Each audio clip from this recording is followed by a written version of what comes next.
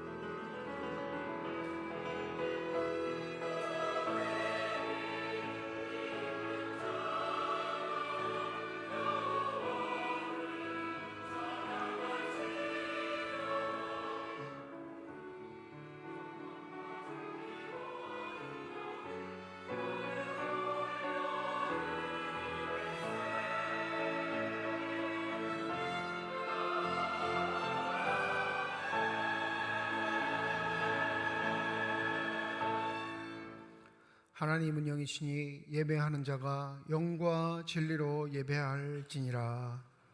거룩하신 하나님 아버지의 부르심을 받들어 이 자리에 나와 예배드리는 주의 자녀들의 예배를 기뻐받아 주시옵소서.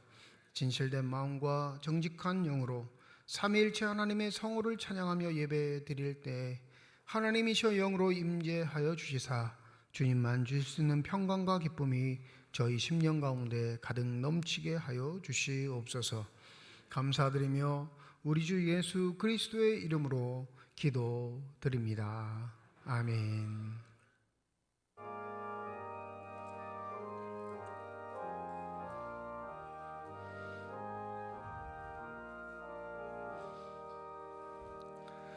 멸류관 벗어서 주 앞에 드리세. 저 천사 기쁜 노래가 온 땅에 퍼지네.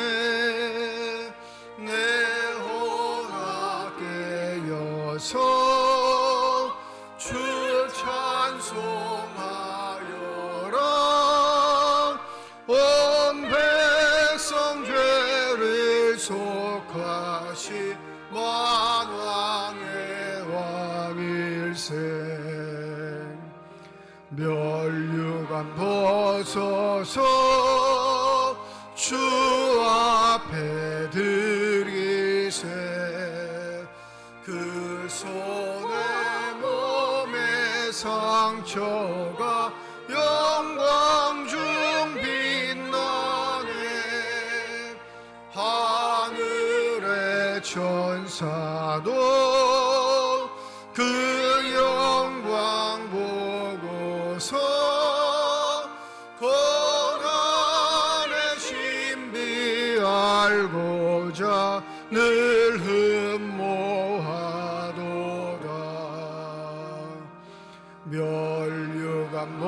나서서 주 앞에 드리세.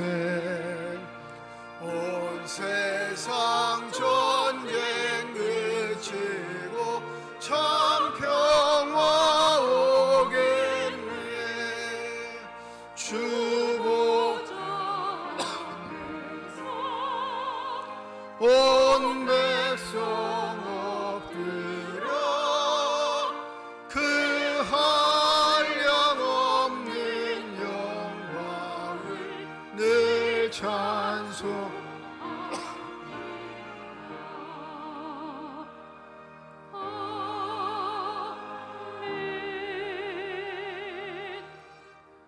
하늘이 하나님의 영광을 선포하고 날은 날에게 말하고 밤은 밤에게 지식을 전하니 언어도 없고 말씀도 없으며 들리는 소리도 없으나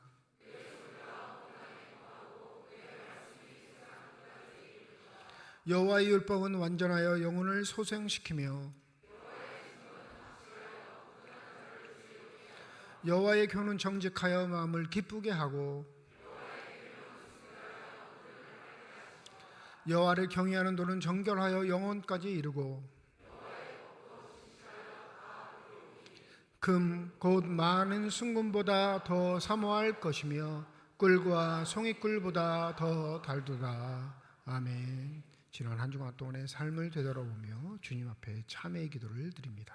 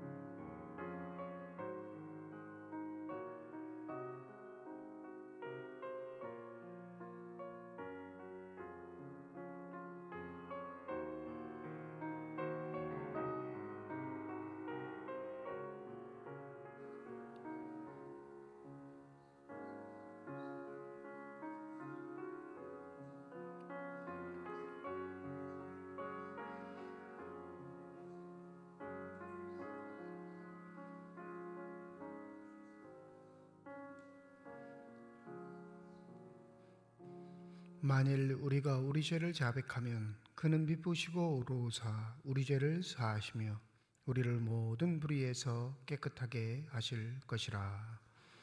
나는 전능하신 아버지 하나님 천지의 창조주를 믿습니다. 나는 그의 유일하신 아들 우리 주 예수 그리스도를 믿습니다. 그는 성령으로 잉태되어 동정녀 마리아에게서 나시고 본디오 빌라도에게 고난을 받아 십자가에 못 박혀 죽으시고 장사된 지 사흘 만에 죽은 자 가운데서 다시 살아나셨으며 하늘에 오르시어 전능하신 아버지 하나님 우편에 앉아 계시다가 거기로부터 살아있는 자와 죽은 자를 심판하러 오십니다. 나는 성령을 믿으며 거룩한 공교회와 성도의 교제와 죄를 용서받는 것과 몸의 부활과 영생을 믿습니다. 아멘.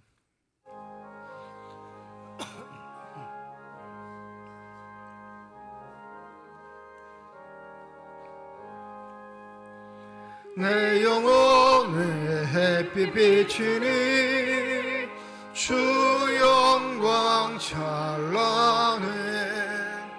이 세상 어떤 빛보다 이 빛 더 빛나네.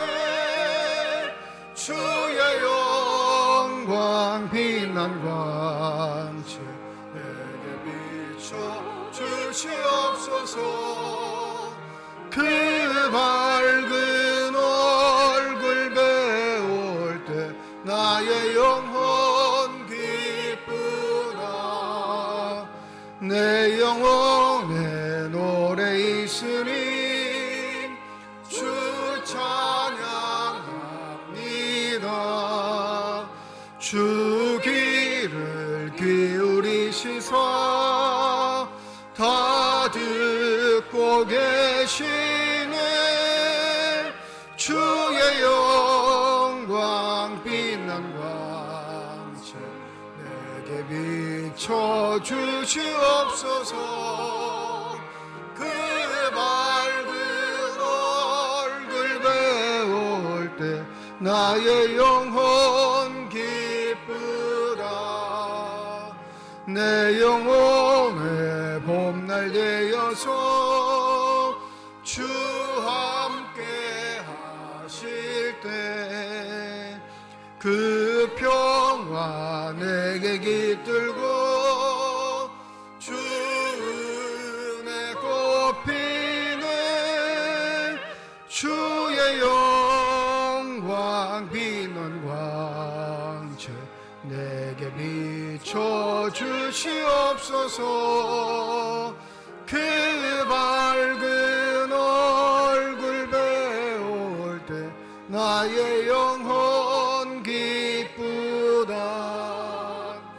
내 영혼에 희락이 있고 큰 소망 넘치네.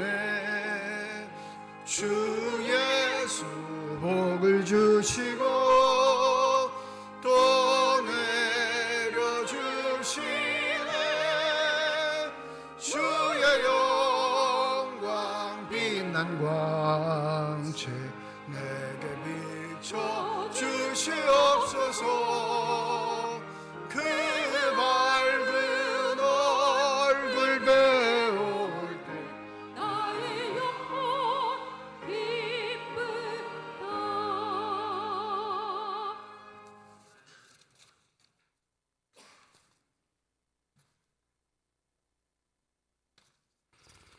우리의 찬양과 예배를 홀로 받으시기에 합당하신 전능하신 아버지 하나님, 결실의 계절인 9월을 맞아 셋째 주 예배를 중앙재단에 속한 모든 성도들이 이렇게 한자리에 모여 예배드리게 하심을 진심으로 감사를 드립니다. 한 주간을 살아오면서 주님 보시기에 합당하게 살지 못한 점들도 많이 있었사오니 이 예배 시간을 통하여 보혈의 능력으로 깨끗하게 씻어 주시옵소서. 특별히 주한교회를 사랑하신 아버지 하나님, 무더운 날씨 속에서도 모든 여름 행사도 마치게 하시고 제단에 큰 어려움 없이 9월을 보내게 하심을 감사드리며 온 성도 하나하나에게 주님의 크신 은총이 함께 하시어 주한교회 성도가 됨을 자부심을 갖고 개인과 교회가 주님 보시기에 아름다운 결실을 맺기에 부족함이 없도록 늘 함께 하시고 인도하여 주시옵소서. 특별히 이번 주간은 가장 큰 명절인 추석 명절과 연계되어 있습니다. 명절을 맞아 사랑하는 모든 가족들이 하나님의 사랑을 크게 나누는 기회가 되게 하시고 오고 가는 모든 일정 속에 함께 하시어 무사히 왕래할 수 있도록 하나님께서 친히 인도하여 주시옵소서. 아버지 하나님, 제단의 성도들을 이끌어 주실 부목사님과 전도사님을 속히 오게 하시사 모든 부서가 잘 진행되어 갈 수 있도록 친히 주님께서 인도하여 주시옵소서. 그리고 주님께서 세우신 세 분의 피택 장로들과 함께 하여 주시고 이번 26일 장로고시를 앞두고 있사오니 지혜를 더하여 주시고 좋은 결과를 얻을 수 있도록 하여 주시옵소서. 그리하여 장래에 이 재단에 크게 쓰임받는 기둥의 역할을 감당하는 분들이 될 수 있도록 늘 지켜주시고 함께하여 주시옵소서. 이로하시고 병든 자를 치료하시는 아버지 하나님, 재단에 주님의 손길을 간절히 기다리는 연약한 자들이 많이 있습니다.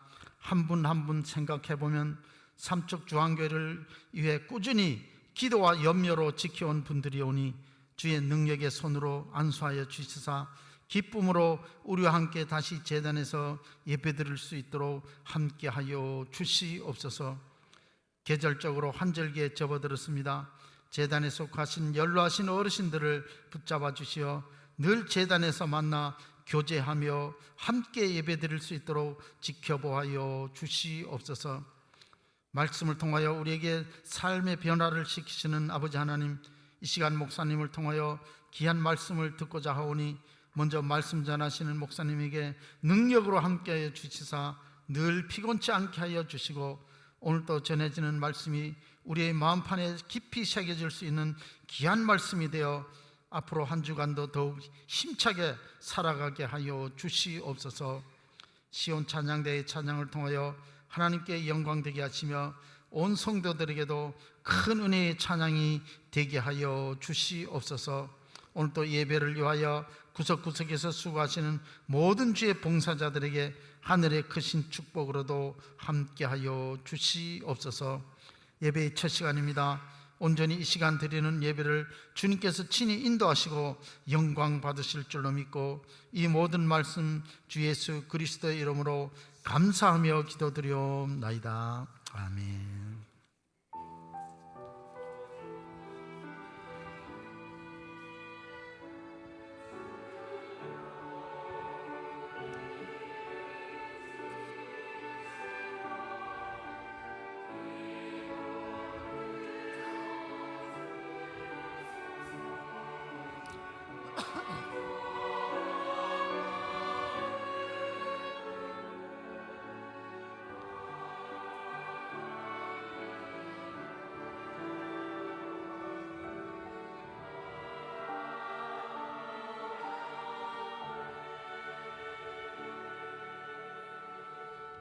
성령 강림 후 17번째 주일 우리에게 주신 하나님의 말씀입니다. 구약성경 시편 116편 1절에서 9절 말씀, 신약성경 마가복음 8장 27절에서 38절까지의 말씀입니다. 다 함께 자리에 일어나 하나님의 말씀을 받겠습니다.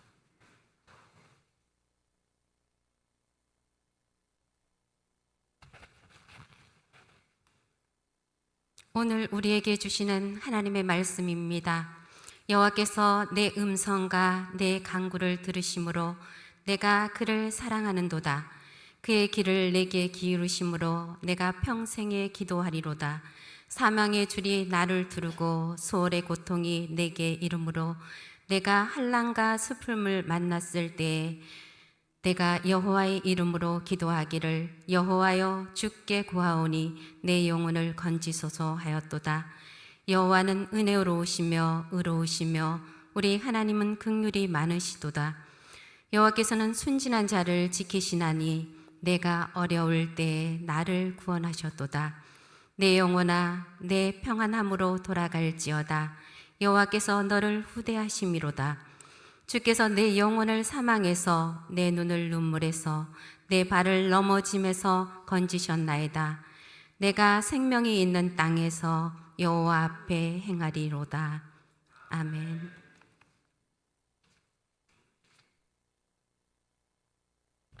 예수와 제자들이 빌립보 가이사랴 여러 마을로 나가실새 길에서 제자들에게 물어 이르시되 사람들이 나를 누구라고 하느냐. 제자들이 여짜와 이르되 세례 요한이라 하고 더러는 엘리야 더러는 선지자 중에 하나라 하나이다. 또 물으시되 너희는 나를 누구라 하느냐. 베드로가 대답하여 이르되 주는 그리스도시니이다 하매, 이에 자기의 일을 아무에게도 말하지 말라 경고하시고 인자가 많은 고난을 받고 장로들과 대제사장들과 서기관들에게 버림받아 죽임을 당하고 사흘 만에 살아나야 할 것을 비로소 그들에게 가르치시되 드러내놓고 이 말씀을 하시니 베드로가 예수를 붙들고 항변하매 예수께서 돌이키사 제자들을 보시며 베드로를 꾸짖어 이르시되 사탄아 내 뒤로 물러가라. 내가 하나님의 일을 생각하지 아니하고 도리어 사람의 일을 생각하는도다 하시고 무리와 제자들을 불러 이르시되 누구든지 나를 따라오려거든 자기를 부인하고 자기 십자가를 지고 나를 따를 것이니라. 누구든지 자기 목숨을 구원하고자 하면 잃을 것이요 누구든지 나와 복음을 위하여 자기 목숨을 잃으면 구원하리라. 사람이 만일 온 천하를 얻고도 자기 목숨을 잃으면 무엇이 유익하리요. 사람이 무엇을 주고 자기 목숨과 바꾸겠느냐.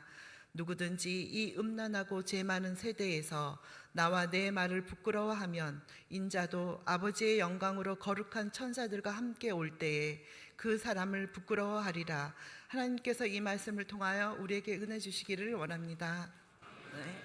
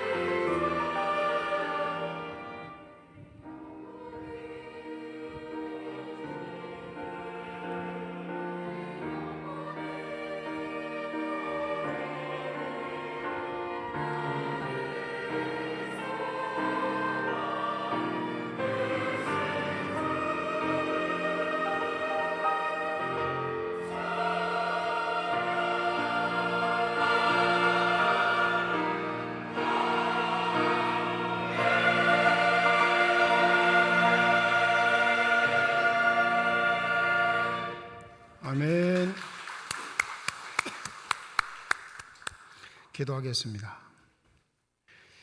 이 시간 우리들의 눈을 열어주시사 주님의 얼굴 바라보게 하여 주시옵시고 우리들의 귀를 열어주셔서 주 음성 듣게 하여 주시옵소서. 닫혀진 우리의 심령의 문이 성령의 은혜 가운데 활짝 열려지게 하여 주셔서 하나님 아버지 마음속에 품고 계시는 기쁨과 평안과 만족이 넘치는 복된 시간이 되게 하여 주시옵소서. 감사드리며 우리 주 예수 그리스도의 이름으로 기도드립니다. 아멘. 마가복음을 연구하는 대다수의 신학자들은 마가복음 8장을 뭐라고 하냐면 마가복음의 정점이다 이렇게 얘기를 합니다. 이 정점이라 얘기하는 이유는 이것 때문이죠. 바로 8장에 그리스도를 향한 신앙 고백이 나오기에 그 신앙 고백으로 봤을 때는 마가복음 8장이 가장 정점에 있다 말합니다. 오늘 마가복음 8장 27절부터 38절까지의 말씀에 보면 강조점이 신앙 고백에 있을까? 그러고 보면 그렇지 않은 게 여겨져요. 왜 그러냐면 신앙 고백 이후에 31절에 보면 예수께서 이렇게 말씀하시죠. 비로소 그들에게 가르치시되. 신앙 고백에 필요한 가르침이 아닌 신앙 고백 이후에 필요한 가르침을 그제서야 내어놓으셨다라는 마가의 표현을 보면 이 마가복음 8장에서 신앙 고백보다 더 강조하고 있는 예수의 가르침이 따로 있는 겁니다. 어부였던 제자들을 부르셔서 나를 따르라 하신 이후에 예수께서는 이 빌립보로 가이사랴 마을을 통과하시면서 길에서 제자들에게 이렇게 물어보십니다. 사람들이 나를 누구라 하느냐? 이 마가복음만 보면 이 동행이 채 1년도 안 된 시간이고 요한복음 봤을 때는 공생애가 3년이라고 얘기하고는 있지만 마가복음 자체로 봤을 땐 1년이 지나지 않는 시간입니다. 예수를 따르기로 헌신했던 제자들에게 여러 가지 가르치심, 치유와 이적의 사건들, 하나님으로서만 가능했던 모든 기적들을 보이신 이후에 예수께서 제자들에게 묻는 말씀에 우리가 집중할 필요가 있습니다. 사람들이 나를 누구라 하느냐? 몇 명 이야기를 하죠. 사람들은 그렇게 전합니다. 오늘 본문에 나와 있지만 세례요한이라고 하는 사람도 있고 엘리야라고 하는 사람도 있고 선지자 중에 하나라 하는 사람도 있습니다. 예수가 한 번 더 묻죠. 그러면 너희는 나를 누구라 하느냐? 나는 누구이다 라는 증언은 요한복음의 이야기고요. 공관복음에서 예수 스스로가 나는 누구이다 말한 적은 한 번도 없어요. 단지 가르치심, 보여주신 이적, 치유의 사건을 통해 자신이 누구인지 간접적으로만 나타내셨을 뿐입니다. 그러니까 대놓고 물어보시는 이 질문은 나와 함께 했던 그 시간들 중에 너희들이 생각을 곱씹어 보아서 나에 대한 정의를 한번 내려보아라. 너희는 나를 누구라 하느냐 묻습니다. 우리 29절 한번 읽어보시죠. 명대답이 나오는데 29절 또 물으시되 함께 읽습니다. 시작. 또 물으시되 너희는 나를 누구라 하느냐? 베드로가 대답하여 이르되 주는 그리스도 신이라 하매. 여기 나머지 제자들은 그냥 입 다물고 가만히 있었다기보단 베드로가 대표성을 가지고 제자들의 마음을 합하여 얘기한 것으로 평가하시는 게 낫습니다. 여러분은 주님을 누구라 말씀하십니까? 그게 우리의 신앙 고백이에요. 그것이 우리의 신앙의 가치의 최고라 여겨오고 그것이 우리 신앙의 본질이라 여겨왔던 우리들의 삶의 자리에 예수는 한 가지를 더 말씀하시죠. 신앙 고백이 최고의 가치인 자들에게 말씀하신 가르침, 숨겨 놓으셨다가 그제서야 드러내신 가르침은 그 신앙 고백이 전제되었을 때 따를 수 있고 들을 수 있는 신앙적 신비가 있기에 예수는 그들에게 그제서야 예수가 걸어가셔야 할 길에 대한 사명을 이야기하십니다. 여러분, 신앙은 두 가지의 요소가 있어요. 첫 번째는 신앙 고백입니다. 내가 구주로 섬기시는 그분이 누구이신지, 그분의 존재가 무엇인지에 대한 확고한 고백이 우리의 신앙의 근간이 되는 줄 믿습니다. 근데 이게 전부가 아니에요, 여러분. 이건 기본일 뿐이에요. 신앙적으로 더 중요한 건 그 신앙 고백을 한 자들이 걸어가야 할 방향성, 목표, 사명이 무엇인가 하는 데 있습니다. 공생의 초기 예수께서 제자들을 가르치시고 수많은 일을 통해, 기적과 이적을 통해 보여주신 건 예수가 누구인지를 알려주시는 거예요. 여기엔 합격했습니다. 마태복음은 이렇게 말하지 않죠. 그걸 알려주시는 분은 바로 내 하나님 아버지시다. 예수가 스스로 그렇게 베드로에게 알려주세요. 깨우쳐 주세요. 내 스스로 입술을 열어 너가 고백한 게 아니라 그렇게 알게 하시는 이는 하늘에 계신 내 아버지시니라. 이 신앙 고백만 해도 대단하다 예수는 평가하시는 거죠. 그런데 이 신앙 고백에 필요한 요소가 아닌 하나님께서 허락하신 사명의 길에 있어 필요한 요소가 있음을 예수가 이 가르침을 통해 한 번 더 말씀하고 계시는 겁니다. 한국교회는 신앙 고백의 가치를 그 무엇보다도 크게 여긴 교회의 속성을 지니고 있습니다. 그러니까 구원론이 최상이죠. 그것도 완벽한 구원론도 아니에요. 아주 좁은 구원론입니다. 개인 영혼 구원. 구원받으면 다 된 것처럼 착각하는 신앙생활들. 그러니까 예수로만 구원받는다, 이 교리를 그냥 암기하면서 지내요. 이 신앙 고백 바탕 위에 펼쳐지는 삶이 더 중요한데, 신앙 고백에 기반된 삶은 외면하고 신앙 고백만 중요시하는 교리적 차원의 믿음이면 예수의 질문 앞에 깡그리 무너질 수밖에 없습니다. 30절 보면 이제서야 자신의 사명, 하나님의 일이 무엇인지, 자신이 걸어가야 할 길이 무엇인지를 밝히시기 전에 뭐라고 하시냐면 자기의 일을 아무에게도 말하지 말라 경고하셨습니다.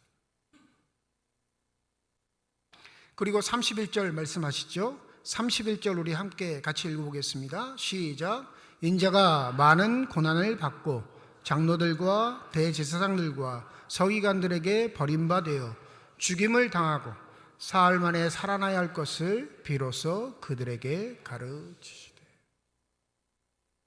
시간이 필요하셨습니다. 하나님의 아들이 이 땅에 오셔서 그 하나님의 일을 이루시기 위한 분명한 사명을 이야기하시기까지 예수는 시간이 필요하셨어요. 어떠한 시간? 제자들이 최소한 그래도 예수가 누구인지 고백할 수 있는 그 시간의 가르침. 거기까지 이르렀어요. 예수가 하나님의 아들이라 합니다. 그리스도라고 합니다. 사람이 아니고 하나님이라 말하는 그 제자들에게 예수는 비로소 자신이 이 땅에서 이룰 하나님의 일을 말씀하십니다. 31절은 네 가지로 요약하죠. 고난, 버림받음, 죽임, 부활. 이게 하나님의 아들 예수 그리스도가 하나님의 일로 알고 사명으로 성취해야 할 일입니다. 우리가 똑같이 예수와 같이 하나님의 자녀이면요, 예수에게 허락하신 하나님의 사명이 바로 우리의 사명입니다. 다르면요, 하나님이 우리를 자녀 삼으지 않으신 거예요. 예수와 우리를 따로 대우하시는 겁니다. 하나님이 공평하시고 의로우시다면 예수에게 허락하시고 예수에게 원하신 일들을 바로 양자된 우리에게도 정확하게 원하신다는 사실을 잊지 않으셔야 합니다. 근데 이게 없죠. 우리의 삶을 길을 걷는 여정이라고 한다면 그 길에 종착점이 있을 거예요. 종착점. 예수의 길의 종착점은 어디였냐면 하나님의 일이었습니다. 예수의 삶의 종착점도 죽음이었고 우리의 삶의 종착점도 죽음인데 우리의 죽음과 예수의 죽음이 다른 이유는 예수의 죽음은 철두철미하게 하나님의 사명에 기반되어 있습니다. 근데 우리는 우리의 종착점이 죽음이라 생각하지 않습니다. 우리의 종착점은 영광이라 생각하고 신앙생활을 하죠. 왜요? 예수께서 이루신 일들 때문에 내가 그 영광을 받는 게 당연하다 착각하고 살아갑니다. 그러니 예수를 그리스도로 고백한 모든 신앙인들에게 고난은, 버림받음은, 죽음은 예수에게나 적용되는 일이고 나에겐 부활만, 영광만, 영생만 남았다 생각을 합니다. 이 얘기를 듣던 베드로가 32절에 보면 뭐라고 하죠? 예수를 붙들고 항변했다. 이거 몇 번 설명드렸습니다. 이 항변하다는 아주 정중하게 그러면 안 돼요 이런 거 아니에요. 여러분, 멱살 붙잡고 따지고 싸우는 겁니다. 내가 투자한 시간 때문에, 내가 당신과 보낸 시간의 소요 때문에 내 일 하지 않고 다 제껴두고 당신이 전부이라 생각해서 투자했던 모든 것들이 손해볼 것 같으니까 예수를 붙잡고 항변한 건 아닙니다. 이 베드로의 항변은요, 신앙적 기반 위에 있는 거예요. 무슨 기반? 신앙적 기반. 그건 뭐냐면 주님 그리스도이시니까 그리스도에 맞는 자리로 올라가십시오. 다른 사람은 몰라도 우리들은 당신을 하나님의 아들로 믿고 따르니 그 하나님의 아들이 거하실 수 있는 자리로 가셔야 합니다. 본인의 힘이 모자른다면 우리가 더 노력하겠습니다. 주님에게 그 여력이 안 된다면 우리가 더 헌신하겠습니다. 어찌됐든지 우리가 힘을 모아 주님을 주님의 자리로 올리겠습니다. 그 외의 거는 우리는 절대 보지 못합니다. 여러분, 이 의도예요. 야, 당신 따라다니면 부자 될 줄 알았는데, 당신 따라다니면 한 자리 할 줄 알았는데, 당신 따라다니면 안 되는 일도 될 줄 알았는데, 당신에게 헌신하면 내 소원 다 이룰 줄 알았는데, 이렇게 우리를 배신할 수 있어? 우리 그렇게 호락호락하지 않아. 이 의미로 예수의 멱살잡이 한 거 아닙니다. 이 베드로와 그 제자들의 간교한 의도는요, 예수가 높아지면 그 예수를 따르던 사람들은 어떻게 될까요? 당연히 높아져요. 생사고락을 함께한 제자들을 기용해서 쓰는 게 사람의 이치예요. 지금 봐도 전형적으로 드러나잖아요. 지금 대통령의 주변엔 대통령의 친구들이 득실득실 거립니다. 당연한 거예요. 내 친구가 대통령 되면 어떻게 됐든지 그 콩고물이 누구에게 떨어져요? 친구인 나에게 떨어져요. 그게 사람의 이치입니다, 여러분. 그거 나쁘게 꼭 볼 필요는 없어요. 우리가 부탁하고 또 여러 가지 요소들을 누구에게 의지할 수 없으면 우리 주위에 그렇게 대단한 사람이 없으니까 그런 거지. 우리랑 친하게 지냈던 한 사람만 대단한 사람이 돼보세요. 동반 상승합니다. 그리스도를 그리스도의 자리에 올리면 당연히 제자들의 자리도 올라갑니다. 그건 속셈이 아니라 그런 게 삶의 이치이기 때문에 그렇습니다. 베드로가 예수의 멱살잡이를 한 건 내가 당신 때문에 흘린 땀과 정성들, 그 시간들이 아까워 항변하는 게 아니고요. 주님은 주님의 자리에 반드시 올라가셔야 합니다. 그래야 내가 소모했던 시간이 헛시간이 되지 않기 때문입니다. 예수 뭐라고 하시죠? 33절, 사탄아 내 뒤로 물러가라. 내가 하나님의 일을 생각하지 아니하고 도리어 사람의 일을 생각하는도다. 베드로의 마음은 가득합니다. 베드로의 본심은 진심입니다. 주님은 주님의 자리로 올라가셔야 합니다. 예수는 뭐라고 해요? 그거를 사탄의 일, 사람의 일이라 말씀하십니다.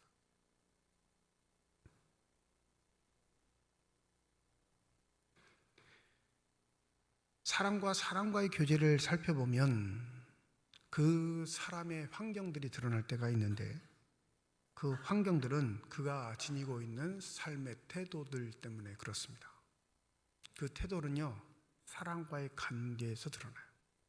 얼마나 교육을 잘 받았는지, 그 교육 속에 자기보다 남들을 존중하는 교육들을 잘 받았는지.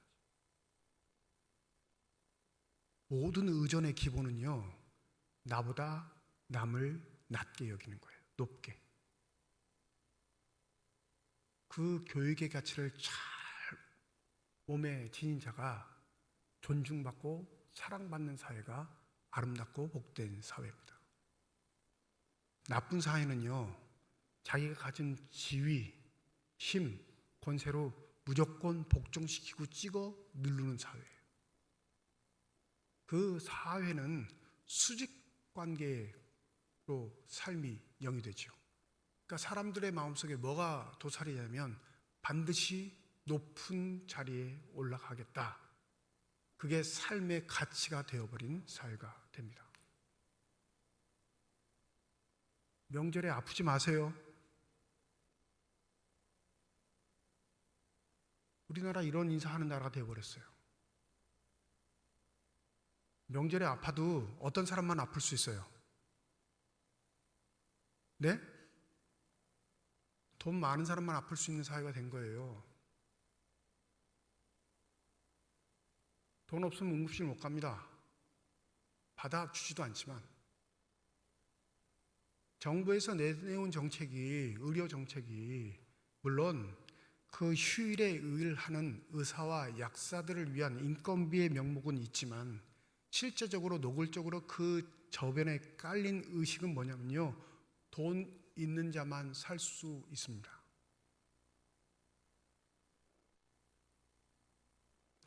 우리처럼 시골에 계시는 어르신들, 여러분 병원 못 가는 이유 딱 한 가지예요. 진료비 비싸서.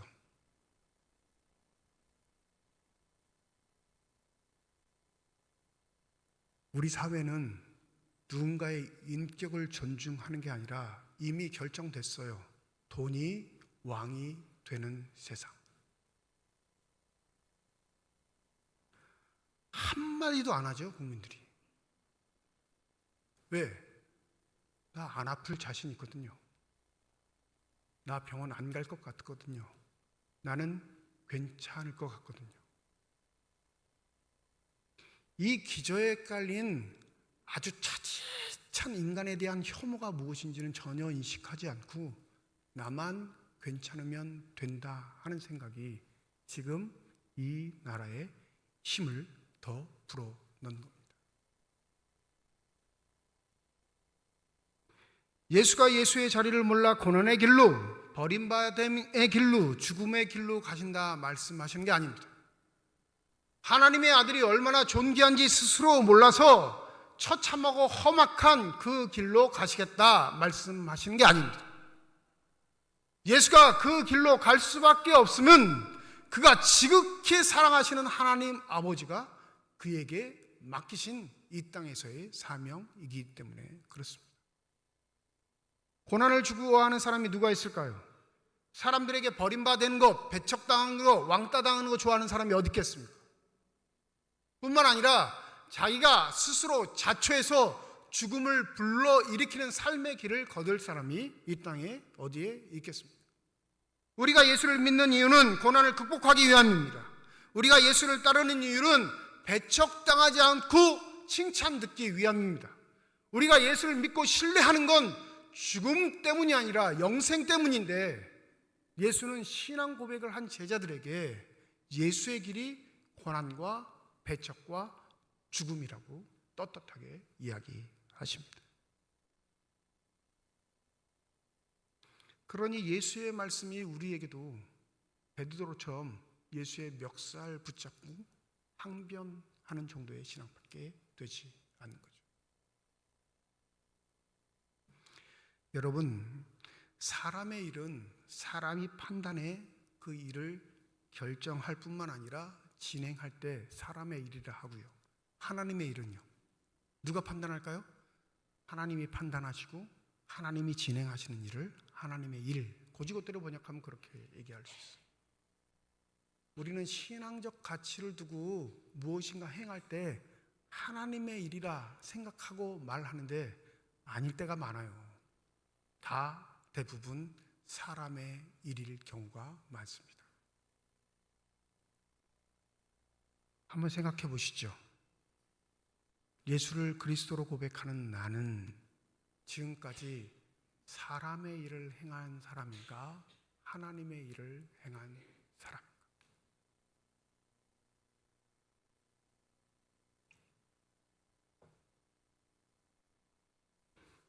이 다음 주면 우리 교단 총회가 있습니다.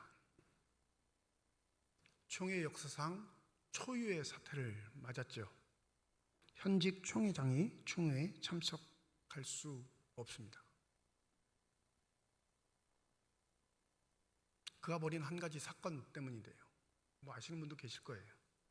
교회 건사와 불륜을 저질러서 직무가 정지된 상태입니다.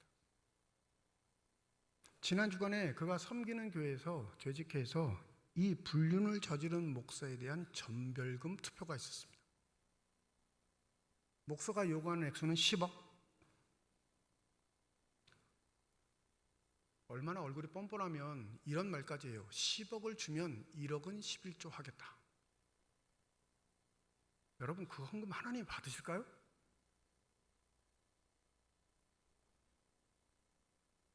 투표가 어려졌어요. 재직회 참석 인원 438명, 찬성 270, 반대 163, 61%가 찬성해서 전별금 10억을 지급하기로 교회가 결정했습니다.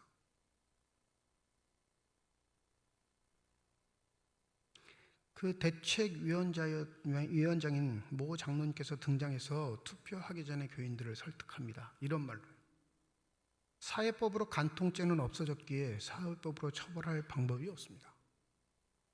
그러나 우리는 교회법이 있는데 교회법은 그 양심의 고백에 따라 처벌할 수는 있지만, 그가 부인하면, 그 간통을 부인하면 우리가 그것을 조사해야 할 텐데 우리에게는 조사의 권한이 없습니다. 그러니 교회의 평안을 위해서, 교회의 문제를 잘 극복하기 위해서 여러분이 생각해 주셔야 할 건 과연 무엇이 옳은지를 판단하시는 일입니다. 계속 그 죄를 들춰 교회를 분쟁의 소용돌이로 끌어 넣으실지, 아니면 달라는 것 주고 교회가 분쟁을 멈출지.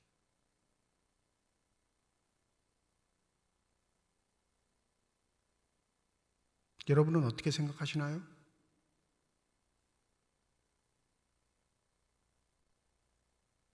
과연 주님이 이 땅에 오셔서 그 교회에 임하신다면 어떤 방법으로 이 일을 처리하셨을까요?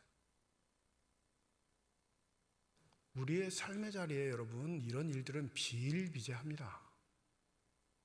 누구를 타켓으로 들고 얘기하는 건 너무나 쉽지만 그 일이 내 일이 되었을 때는 여러 가지 생각이 복잡하게 얽혀지죠.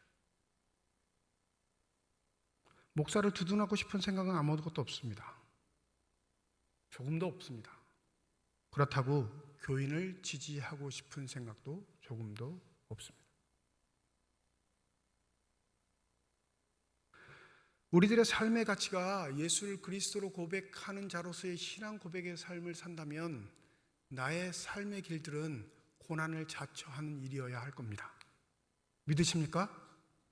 바울은 우리에게 뭐라고 고백하냐면, 나는 이제 너희를 위하여 받는 괴로움, 고난을 기뻐하고 그리스도의 남은 고난을 그의 몸된 교회를 위하여 내 육체에 채우노라. 여러분, 우리의 고난이 의미가 있는 건 누구를 위한 고난 때문이에요? 그리스도께서 남기신 이 교회를 위한 고난 때문입니다. 믿으십니까? 삶에서 당하는 고난 말하는 거 아니에요. 삶에서 당하는 고난은 믿는 사람이나 믿지 않는 사람이나 다 당합니다. 근데 믿는 사람은 한 가지 고난이 더 포함되는데 그게 뭐예요? 교회를 위한 고난이에요. 주님의 나라를 위한 고난입니다. 주님의 일을 향한 고난입니다.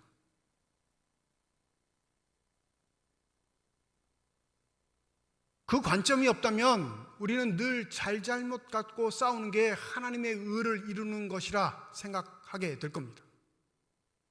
베드로가 예수의 멱살을 잡은 건 의로운 일이 아니었기 때문에 그렇습니다. 예수의 판단은 전혀 의롭지 않습니다. 예수가 결정하는 그 삶의 길은 주님의 뜻과는 무관한 예수 개인의 생각이라 여긴 겁니다. 왜요? 하나님은 높으신 곳에 계신 거룩한 분이니 인간처럼 처참하게 고난당하거나 짓밟히거나 죽을 수 없는 존재이기 때문에 그렇습니다. 신학적 가치와 판단을 보면 예수보다 베드로가 월등 뛰어나요. 근데 예수는 뭐라 하시죠? 아니, 나는 나에게 허락된 고난의 길, 너희들이 신앙의 위대한 사람이라고 말하는 제사장들과 서기관들과 바리새인들의 배척, 이건 뭘 말하냐면 예수가 이단이 된 거예요. 그리고 그 이단에 대한 시비가 붙여 그의 죽음은 무슨 죽음이죠? 신성모독죄를 범한 참혹한 죄인으로 죽는 것.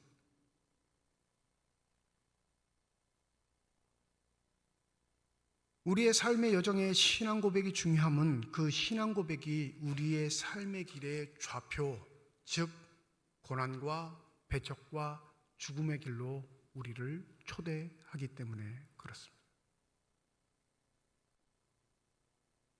예수께서 말씀하시죠. 누군가 내 오른뺨을 치거든 뭘 내밀래요?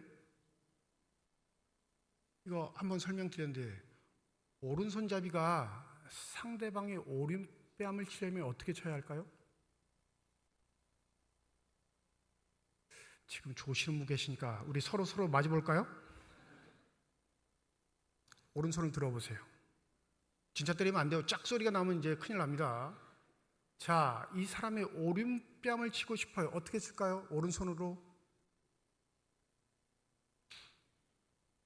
재미난 분들 많죠. 이렇게 쳐요. 이렇게 또 손등으로 칩니다. 손등. 오른손잡이가 상대방의 오른뺨을 치려면 뭘로 쳐야 된다고요? 손등으로 가격해야 돼요. 그건 뭘 말하냐면 인격적 모독이에요.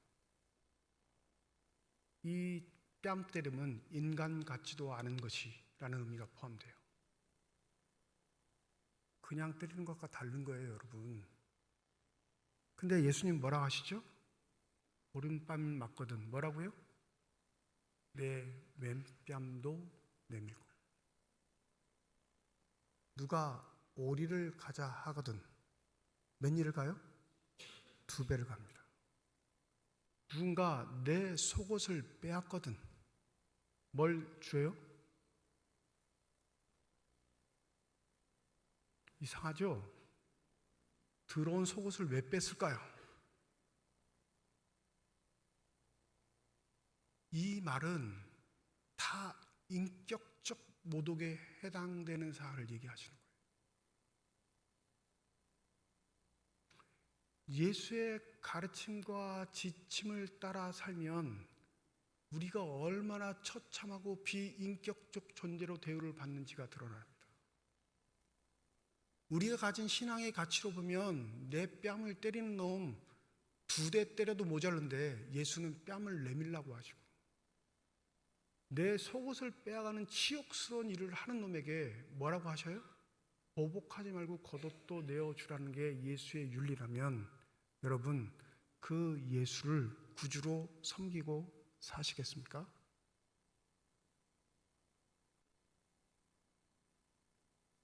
우리는 하나님의 일을 한다 하면서 사람의 일로 하나님의 일을 위장하기 때문에 우리 사이에 하나님의 풍성하신 사랑과 은혜를 망각한 시대를 살아가고 있습니다.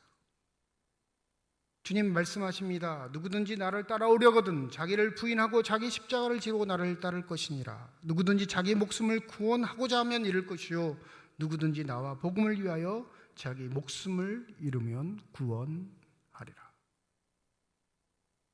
자신의 가치가 최고인 세상에 살아가고 있는 지금 가족을 위한 헌신도 무시됩니다. 명절을 맞이해서 가족들 많이 오셨는데 머리가 지근지근 아프시죠? 혹시 귀경하시기 전에 타이레놀 많이 드시고 오신 거 아니에요? 기다리는 머리 아픈 일들, 마음 답답하게 만드는 일들, 속상하게 만드는 일을 미리 예측하고 미리 진통제를 먹고 온 우리의 삶의 자세들. 그 섬겨야 할 대상이 남이 아니고 내 가족인데도요 머리 아픈 세상이 됐어요. 왜 한국 문화는 명절만 지나면 이혼율이 증가할까요? 네? 명절만 앞두면 왜 너네 집 우리 집 따질까요? 하나님의 일을 한다고 하면서 사람의 일로 하나님의 일을 바꾸어 버린 우리의 삶의 태도가 엉망진창이 된 건 우리의 신앙의 가치가 예수의 길을 따르지 않고 우리가 원하는 길로 걸어가기 때문에 그렇습니다. 여러분, 신앙 고백이 필요한 이유는 그 신앙 고백의 전제를 통해 우리에게 나를 따라오라 하시는 예수의 명령을 받아들일 수 있는 마음의 준비 때문입니다. 예수 물어보시죠. 목숨보다 중요한 게 무엇이 있니? 자기의 목숨을 잃고 그 많은 것들을 얻게 된다면 너의 삶에 무엇이 유익이 있겠니? 예수를 통해 영생의 길이 우리에게 열렸습니다. 믿으십니까?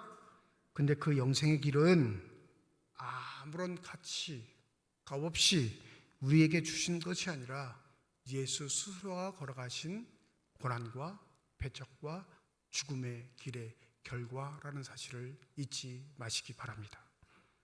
저와 여러분에게도 고난과 배척과 죽음의 길은 있을 겁니다. 왜요? 우리도 하나님의 자녀니까요. 그게 나에게 맡기신 사명이니까.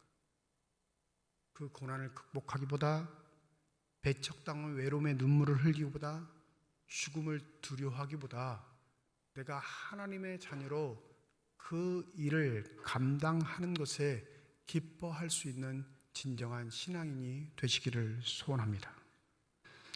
나를 따라오라 말씀하시는 주님의 말씀은 바로 이 삶의 길로 우리를 초대하시는 영생의 말씀입니다. 사람의 일을 따라 사는 우리들, 이익을 얻을 것 같고 유익을 얻을 것 같고 결국엔 승승장구할 것 같지만 주님 말씀하시죠. 그 천하의 모든 것을 얻고 내 목숨을 잃는다면 어리석은 자여, 그것이 너에게 무엇이 유익이 되겠느냐.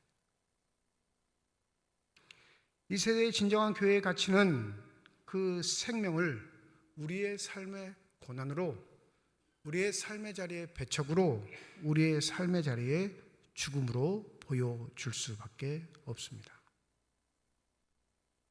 아까 말씀드렸던 총회장님 이야기,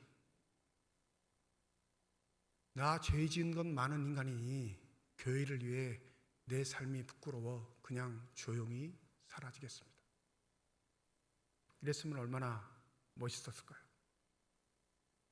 그 교회 교인의 입장이면 우리가 따르고 믿던 목사 잘못한 것 알지만 그도 주님 불쌍히 여기셔서 반드시 회복시킬 터이니 그분 살아갈 수 있도록 우리가 마음을 모으겠습니다.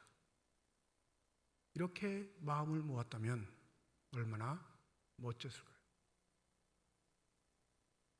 하나님이 원하시는 세상, 하나님이 우리를 초대하셔서 우리를 부르시는 그 나라는 반드시 우리의 생명에 유익을 주는 복된 일임을 기억하시고 나를 따라오라 명령하시는 그 말씀에 아멘으로 순종할 수 있는 저와 여러분이 되시기를 주님의 이름으로 축원드립니다. 기도하겠습니다. 하나님의 일이라 생각하며 사람의 일로 바꿔버리는 어리석은 우리 마음속에 주님은 성령의 은혜를 주셔서 그 성령의 음성대로 우리를 따라오라 말씀하십니다. 우리의 본능이 그 길을 거부하는 건 바로 고난과 배척과 죽음이 그 도상에 있기 때문입니다. 바울의 고백처럼 그리스도의 남은 고난, 그 몸된 교회를 위해 내 육체에 채울 수 있는 신앙의 실천이 우리의 삶의 자리에 있게 하시고 오히려 고난을 기뻐하며 주를 찬송하며 살아갈 수 있는 신비한 신앙의 삶이 우리 삶에 넘치게 하여 주시옵소서. 감사드리며 우리 주 예수 그리스도의 이름으로 기도드립니다. 아멘.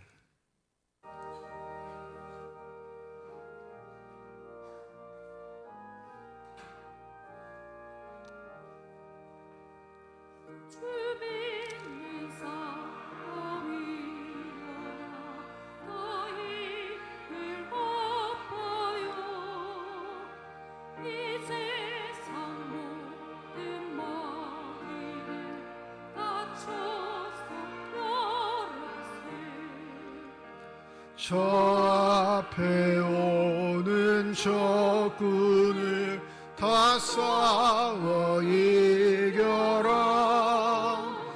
주 예수 믿는 힘으로 온 세상 이기네. 믿음이 이기네.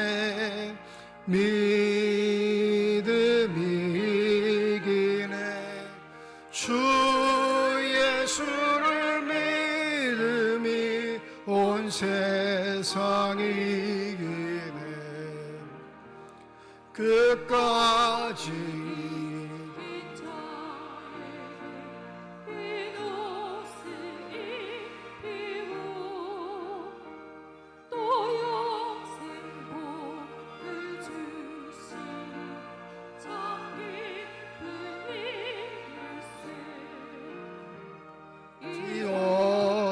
세상 지나서 저 천성 가도록 주 예수 믿는 힘으로 온 세상 이기네. 믿음이 이기네.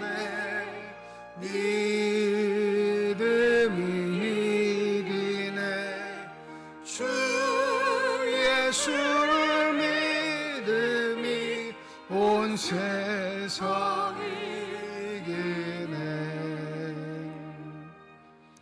김정력 원사님 가정에서 건축헌금 드리셨습니다.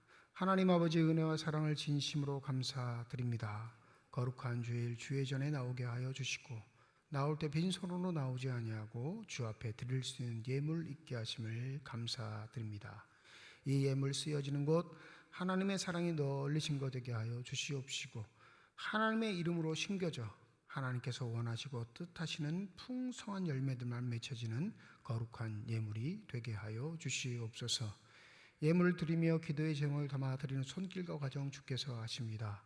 우리의 기도에 응답하시겠다, 어떠한 경우에라도 우리와 함께 하시겠다 하신 그 약속의 말씀을 믿고 살아가는 주의 제자들의 삶에 주님 함께 하여 주시옵소서. 때때로 삶의 자리에 찾아오는 사건과 사고들 때문에 우리의 믿음이 흔들리며 우리의 마음이 어디로 가야 할지 모를 때가 있을 때라도 주 성령을 우리에게 보내주시사 믿음의 담대함 허락하여 주시옵시고 결코 절망하거나 낭망하지 않고 주의 믿음의 길 붙잡을 수 있는 신실한 은혜의 사람들이 되게 하여 주시옵소서. 시온 앙상물과 시온 찬양들을 비롯한 예배위원들, 교회 학교 교사를 비롯한 모든 재직회 부서들을 축복하여 주셔서 주의 몸된 교회를 위해 수고하고 애쓰는 자들, 그것을 마땅히 주를 섬기는 일로 생각하는 자들에게 내리시는 축복들이 가득 넘치게 하여 주시옵소서. 먼저는 성령의 충만함 더하여 주셔서 한결같게 하여 주시옵시고 겸손하게 하여 주시옵시고 내 자랑이 아닌 주님의 기쁨이 되는 신실한 헌신자들이 되게 하여 주시옵소서.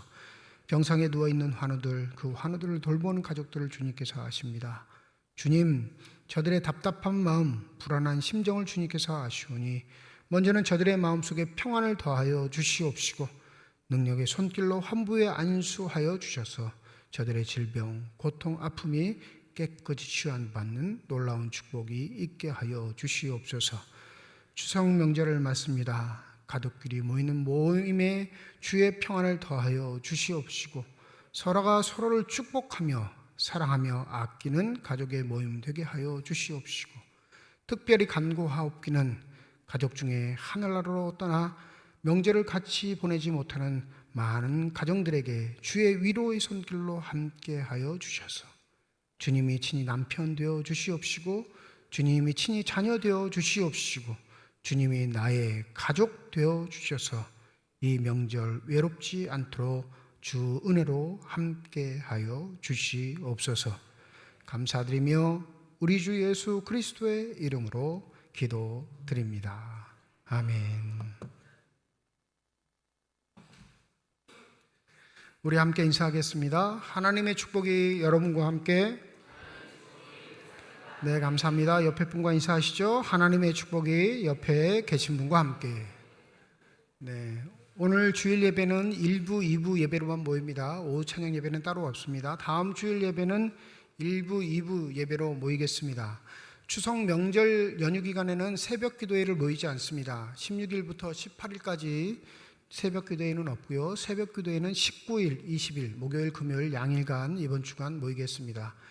수요 예배는 있습니다. 수요일 날 명절 마지막 연휴 날인데 수요일 저녁 7시 30분 수요 예배는 교회에서 모입니다. 명절 연휴 기간 교회 문은 닫습니다. 폐쇄하니까 여러분들 기억하시고 우리 수요 예배 전에 교회 문 개방할 테니까 미리 오셔서 기도하실 분들은 그 시간 맞춰서 기도하시면 되겠습니다. 정기당회가 다음 주일 2부 예배 위에 1층 사무실에서 모입니다. 삼척중앙 글짓기 대회 진행 중에 있습니다. 우리 사무실로 교회 홈페이지 게시판에 접수하실 수 있고요. 우리 부모님들이 자녀들과 함께 하나님의 사랑에 대해서 믿음에 대해서 여러 가지 주제를 놓고 한번 같이 글짓기를 해보는 것도 좋을 것 같습니다. 아직 우리 교회 학교에서 접수가 되지 않았으니까 자녀를 둔 부모님들 연휴 기간 동안 한번 자녀들과 이야기를 나눠보시고 이렇게 참여해 보시는 것도 좋을 듯 싶습니다. 전교인 야외예배가 9월 마지막 주일입니다. 29일 오전 11시 서부초등학교 체육관에서 있습니다. 이날은 비가 와도 야외예배를 진행합니다. 실내 체육관에서 모이기 때문에요. 비 와도 상관이 없습니다. 그러니까 우천시에도 교회에서 모이지 않고 서부초등학교 실내 체육관에서 모인다는 것 기억하시고 마지막 주일 오전 11시 한 번 예배입니다. 오셔서 예배 드리시고 함께 교제 나누시고 또 식사도 같이 하셔서 좋은 시간 보내셨으면 합니다. 경품 편조받고 또 장기자랑 신청도 받습니다. 연휴 동안 좀 연습하셔서 장기자랑 참여도 하시고요. 가족끼리 또 의기투합하셔서 가족별로도 참석해 주시면 감사하겠습니다. 여전도의 연합회 바자회가 10월 13일 날 진행됩니다. 집에 갖고 계시는 옷, 가전제품, 생활용품들 문품 기증 받습니다. 사무실에 맡겨주시면 잘 정비해서 우리 바자회에 쓰도록 하겠습니다. 하반기 세례자 교육 신청 받습니다. 세례 입교 받기를 원하시는 분들 사무실로 신청해 주시고요. 다음 주일부터 1차 교육 시작해서 4차 교육까지 진행이 됩니다. 아직 세례를 받지 못하신 분들 꼭 신청하셔서 세례 교인 되셔서 마땅한 의무와 책임들을 잘 감당하시길 바랍니다. 추석 명절 가정 예배 순서지가 필요하신 분들 사무실에 비치했습니다. 명절 예배 드리기 위해 순서지 필요하신 분들은 사무실에서 받아가시면 되겠습니다. 이번 주 금요일 난 12시 우리 교회에서 강원 동로에 임원회가 있고요. 또 당일날 금요일 똑같은 오전 11시 동해제일교회에서 노예 성사학원 이사회가 있습니다. 이제 다 함께 자리에 일어나셔서 결단 찬양 하나님께 드리겠습니다.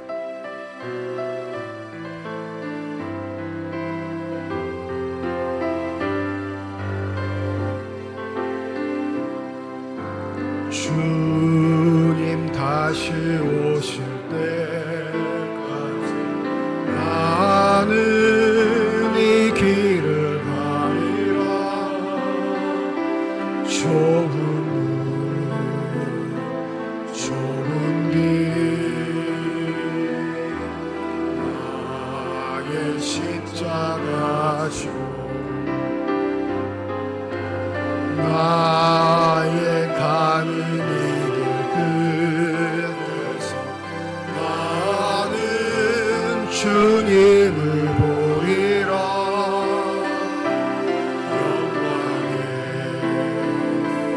내 주님 나를 맞아주시. 주님 다시 오실 때까지 나는 일어나 달려가리라. 주의 영광 온 땅 덮을 때 나는 일어나 노래하리. 내 사모하는 주님 온 세상 구주시라. 내 사모하는 주님 영광의 왕이시라. 내 사모하는 주님 온 세상 구주시라. 내 사모하는 주님 영광의 왕이시라. 이제는 우리 주 예수 그리스도의 은혜와 하나님의 사랑과 성령의 교통, 내주 역사인도 충만하심이 나를 따라오라 부르시는 주의 부르심에 합당하게 반응하며 주의 사명을 감당코자 하는 주님의 거룩한 자녀들, 이들의 가정과 일터와 앞길 위에 이제로부터 영원토록 함께 하시기를 간절히 축원하옵나이다. 아멘.